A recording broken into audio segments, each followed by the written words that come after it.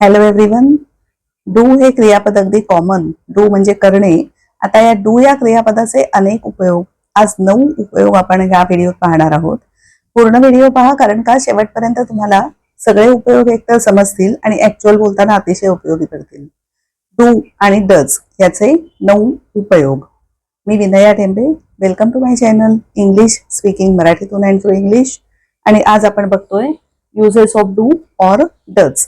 आता डज का लिहिलं आहे का जेव्हा जेव्हा करता ही किंवा शी किंवा इट असतो तेव्हा तिथे आपण डूच्या ऐवजी डज वापरतो, म्हणून डज डूचंच रूप आहे.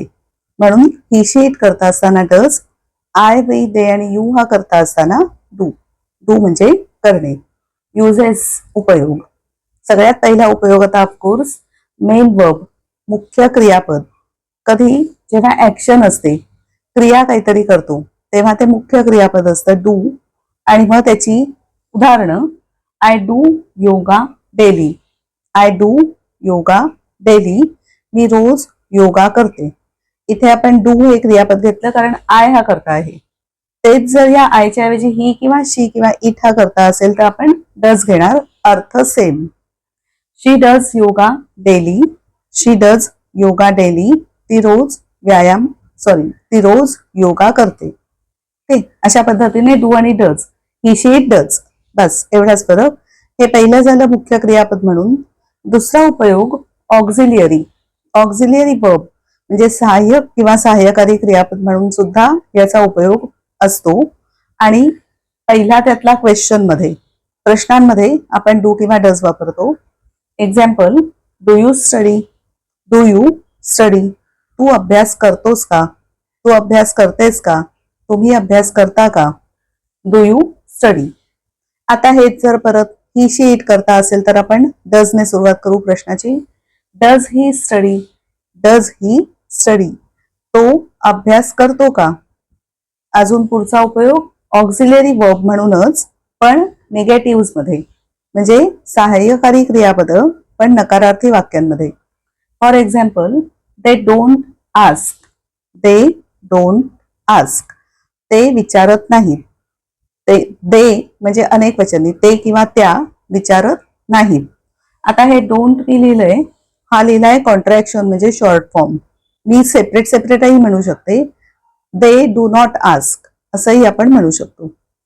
परत नियम सेम. ही शीट करता असताना डूच्या ऐवजी आपण डज घेणार, म्हणून मग आपण त्यावेळेला म्हणणार he doesn't ask. He doesn't ask. He म्हणजे तो, डज नॉट डझंट, आस्क म्हणजे विचारणे, तो विचारत नाही. हे झाले तिसरा उपयोग आतापर्यंत.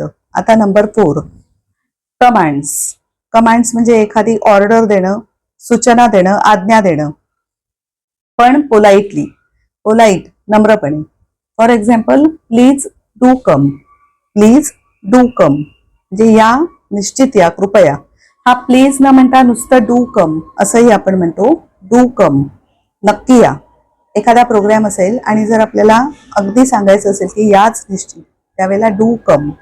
अशा पद्धतीने आपण कमांड, आज्ञा देतो पण नम्रपणे. त्याच्या पुढचा उपयोग शॉर्ट आन्सर्स. Short answers.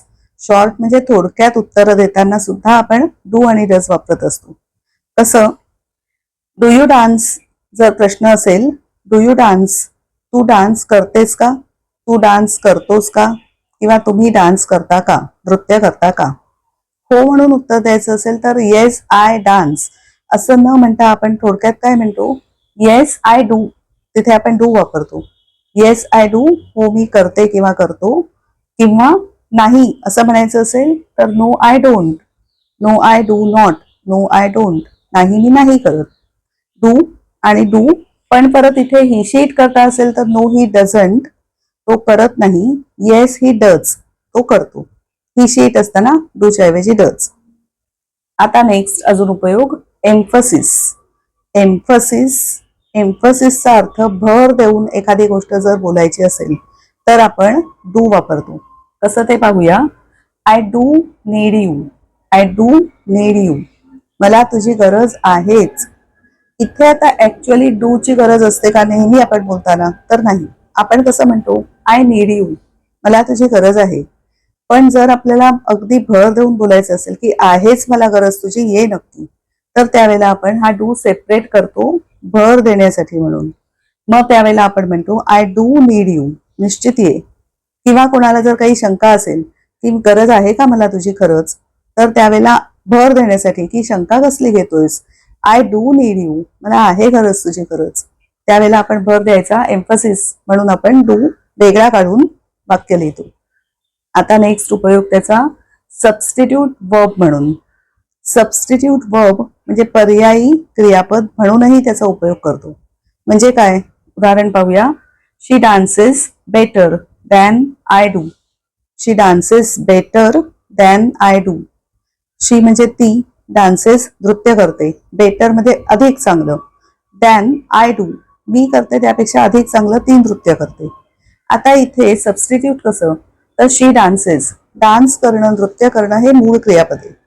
इथे मी म्हणताना she dances better than I dance असंही म्हणू शकते, पण आय डान्स असं न म्हणता आपण त्या ठिकाणी आय डू असं म्हणतो.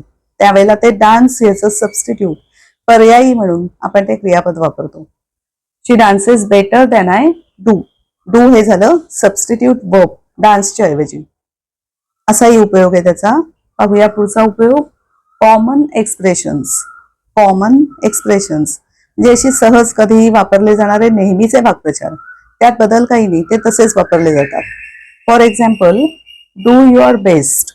डू युअर बेस्ट, तुझं सर्वोत्तम कर, चांगलं कर, जास्तीत जास्त चांगलं कर, असं म्हणताना आपण हे तर एक्सप्रेशन आहे, नेहमीचं असंच बोलतो कायम.